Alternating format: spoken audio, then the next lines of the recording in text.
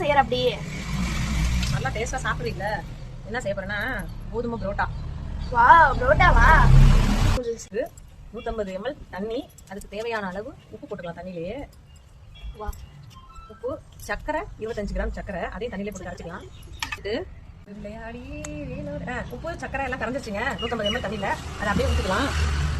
தயிர் 25 ml, 25 gram கூட 25 gram எண்ணெய் எல்லாம் போட்டு நல்லா பெசன்னு சஞ்சாவை போட்டு அடிக்கிற மாதிரி அடிச்சு எடுத்துக்கோங்க. கொஞ்சம் தண்ணி கம்மியா இருக்கு, கொஞ்சம் பத்தல, லைட்டா கொஞ்சம் தண்ணி தெரியும்.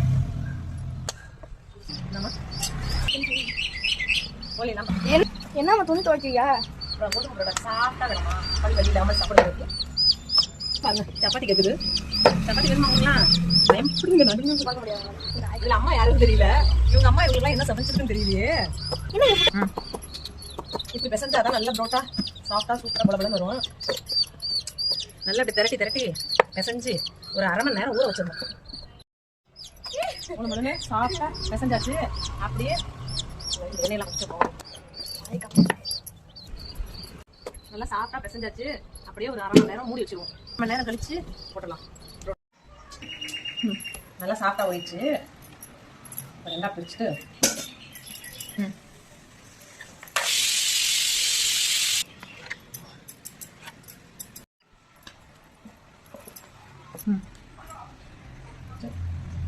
நல்லா மாவை திரட்டிட்டு சுற்றி எண்ணெய் தடவிக்கலாம். மாவு தொழியை போட்டு அதையும் நல்லா தேய்ச்சி விட்டுருவோம்.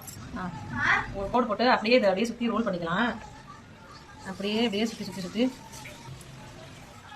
அப்ளை பண்ணி அப்படியே சுட்டுக்கலாம்.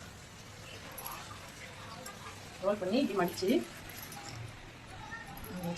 இங்கேயும் அடியில் மடித்து அப்படியே வச்சு ஒரு அமுக்கு அப்படியே அமைக்கிடலாம். இப்படியும் கொஞ்சம் எண்ணெயை தேய்ச்சி தோசைக்கல்ல எண்ணெயை ஊற்றி புரோட்டாவை போட்டலாம். எப்படி வருதுன்னு தெரியல. கோதுமை புரோட்டா அப்பதான் இருக்கும். திருப்பி போட்டலாம். புரோட்டா மாதிரியே இருக்குப்பா. கோதுமை புரோட்டா நல்லா சூப்பரா வந்துச்சு பாருங்க. செம்மையா இருக்கு, நல்லா அழகா இருக்கு புரோட்டா மாதிரியே. பாருங்க கோதுமை புரோட்டா செஞ்சாச்சு. சூப்பரா இங்க பாருங்க லேயரா வந்திருக்கு. ஐயோ நல்லா இருக்கே புரோட்டா, சூப்பரா இருக்கு. அப்படியே பிச்சா சாப்பிட்டா நல்லா ஒரு வெஜ்ஜு குருமா ஊற்றிக்கலாம். வெஜ்ஜு குருமா தயிர் கொஞ்சம் வச்சுட்டு சாஃப்டான புரோட்டாவை சுடுப்பா செம்ம சாப்பிட்டு